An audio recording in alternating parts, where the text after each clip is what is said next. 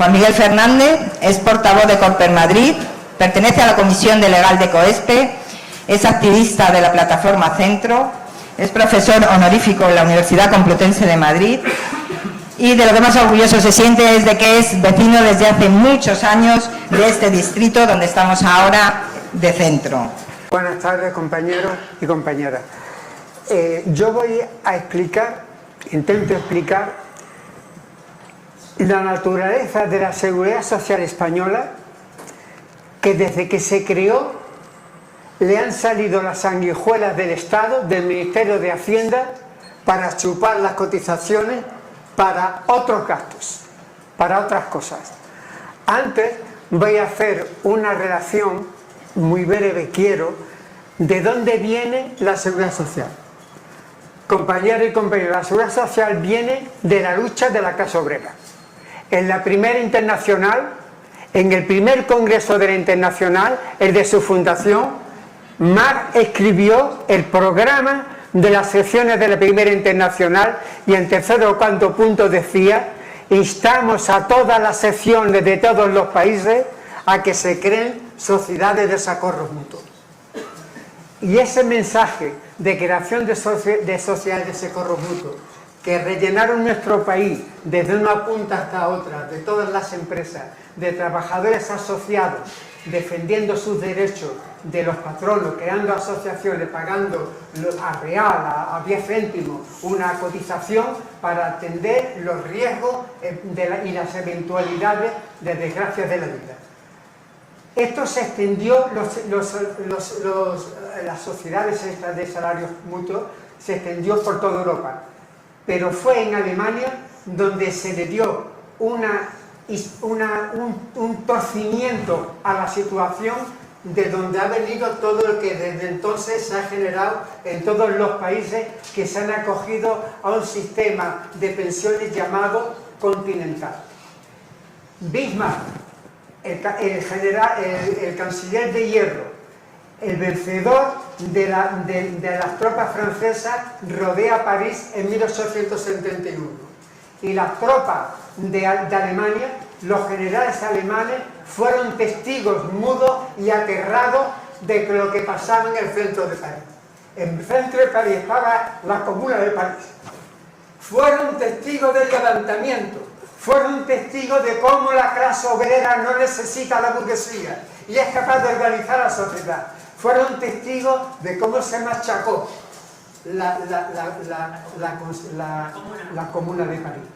Y se pensaron, y hay un escritor alemán, que Miguel me ha regalado un libro en castellano sobre Alemania, sobre la historia alemana, que dice el libro, dice el autor, dice: los alemanes se fueron convencidos de que en su país no podía ocurrir una cosa así, y eso lo sabía Bismarck.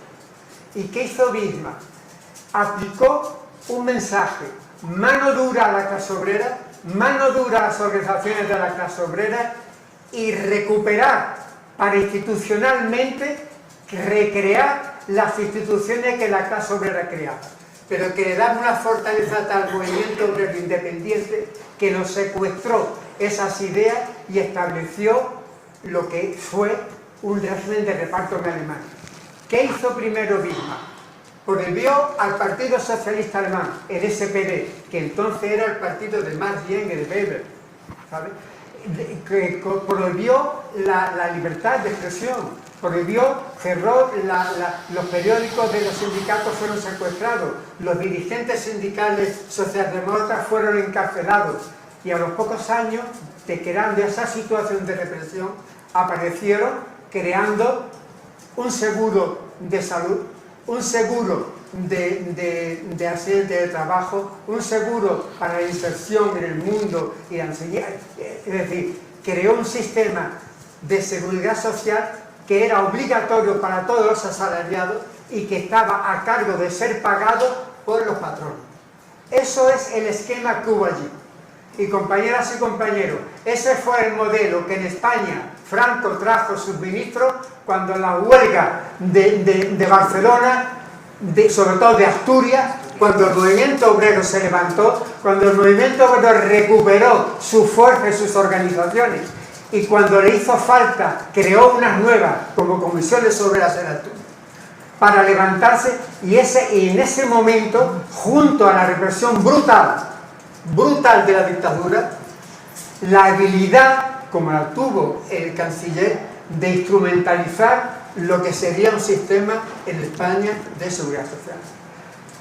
Yo no quiero ser corto, pero las características de aquel proyecto que se hizo con esta intención de golpear físicamente a la clase obrera que se organizaba y al mismo tiempo que era instrumento de integración de la clase obrera en el sistema, pensando en eso, pues aquello fracasó, porque hubo una oposición de los sectores de derecha, de las organizaciones de médicos, las organizaciones de farmacéuticos, los sindicatos verticales, y lo que quedó fue una cuestión muy raquítica y sin posibilidades. ¿Qué quiero yo destacar de cómo funciona allí el saqueo de aquella seguridad social? Pues establecieron un régimen de ingresos por debajo de los salarios. Las cotizaciones no eran en función del salario real. Las prestaciones eran superiores a la cotización. Hubo sistemas que con haber cotizado un día se daba una pensión a alguna gente. Se crearon una serie de cosas importantes. Por ejemplo, toda la red hospitalaria se creó entonces con cotizaciones sociales. Pero al mismo tiempo se crearon unos mecanismos de chapuceo y de robo de protección a determinados colectivos en función de la política económica que tenía el gobierno franquista, como fue invertir en las emisiones de Instituto Nacional de Industria, es decir, en fallos, en una empresa fallida. Eso fue el saqueo que hubo ahí.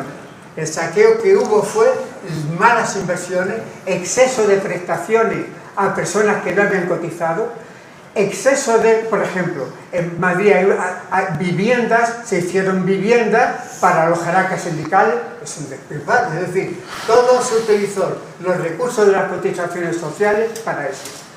Yo digo, pero esa práctica fraudulenta franquista, en plena dictadura sin democracia, tiene trazos hasta hoy día. La segunda estampa que yo digo, la segunda estampa que planteo, marco la reforma que se hizo, que se propuso con el Pacto de la Moncloa. El Pacto de la Moncloa escribe textualmente: limitación de los gastos de seguridad social, reducción de los costes de trabajo para las empresas mediante menor crecimiento de las cotizaciones.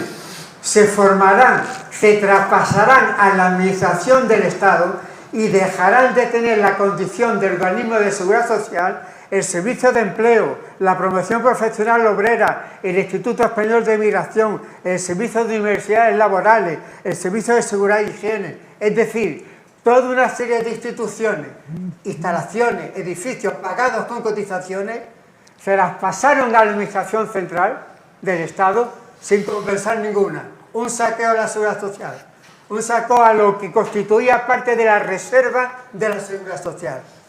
Otra imagen que se presenta, que es la propia situación actual que nosotros conocemos y que hemos descrito más nosotros en la situación que estamos. Estamos en una situación en que las peleas de Rajoy primero y que lo después ha dicho el gobierno de progreso es que todo estaba en crisis.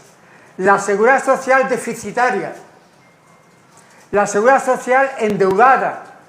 Todo eso, cuando nos hemos enfrentado los pensionistas a ese reto, nos hemos preguntado si es verdad o es mentira una cosa y otra. Y los pensionistas hemos demostrado que eso es mentira. Hemos demostrado que eso es mentira. Es mentira que ¿y esto qué es lo que ha ocurrido? Lo que ha ocurrido es que hay gastos que no se cotizaban, que no se pagaban con el Ministerio de Hacienda. gastos que no eran propios de la seguridad social, que se pagaban en la seguridad social, y un gasto que no era de la seguridad social venía ¿a qué? Venía a incrementar el gasto en la seguridad social y hacer aparecer un falso déficit y mucha mentira a la que se vinculaban gobiernos, compañías de seguro, bancos, el Banco de España que aquí al lado, todo eso se concentraba ahí. Nosotros hemos demostrado que no, pero ¿y qué es lo que ha roto todas las clavijas del sistema? Cuando resulta que Comisiones Obreras explicó en un informe que eran 500.000 euros lo que había desaparecido, 500.000 millones. La Comisión de Economistas contra la Crisis valoraron, actualizaron estos valores y les salían 830.000 millones de euros, lo que se había desaparecido. Vale, era gente esa de poco fiar. Los sindicatos dirá toda la gente, sobre todo de derecha, que es poco fiar. Pero es que resulta que el ministro, el sacrosanto ministro de los bancos, Escrivá, dice que son 140.000 millones de euros. Es que resulta que el Tribunal de Cuentas dice que son 103.000 millones de euros. Oiga, vamos a ver. Y si gente tan seria dice que hay dinero que se ha gastado e imputado aquí indebidamente, ¿qué consecuencias tiene eso?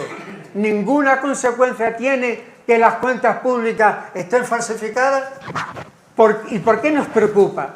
Porque están utilizando esa falsificación para reiterar que las viudas tienen que tener la pensión de miseria que tienen, que la brecha de género tiene que seguir, que las pensiones mínimas tienen que seguir, que no hay dinero para eso. Y hemos dicho, hay que hacer una auditoría a tus cuentas para demostrar las mentiras que hacéis, para que tenga consecuencias. Y esa es la pelea de fondo que tenemos los pensionistas en estos momentos, que es una pelea democrática, porque haya transparencia. Las cuentas públicas es un principio democrático, saber cuánto gasta el Estado y en qué se lo gasta y de dónde desvía dinero, ¿sabes? Y esa es nuestra pelea, y yo le doy una importancia a lo nuestro, igual, el que no esté de acuerdo pido paciencia. Para mí, la COESPE, con el planteamiento que tenemos, enfrentado a las mentiras del Estado, lo que más se le parece es la lucha que llevan las mujeres y que han llevado las mujeres por la igualdad, cogiendo y desnudando todas las instituciones que hay en España. Esto es lo que le pasa a la COESPE. Cómo que la IREF, institución pública, miente. Cómo el ministro ahora dice que hay, antes de nosotros decir nada, las cuentas estaban bien. Cuando presionamos, dice que son 140.000 millones.